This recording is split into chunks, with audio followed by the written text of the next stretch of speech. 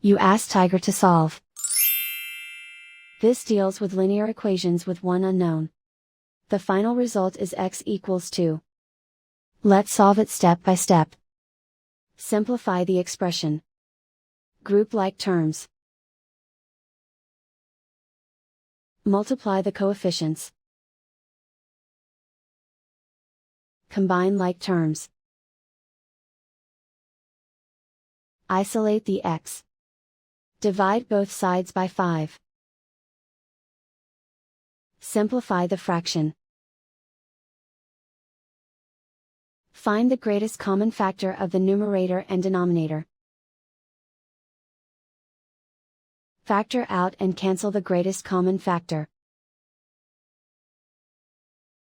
And so the final result is x equals 2.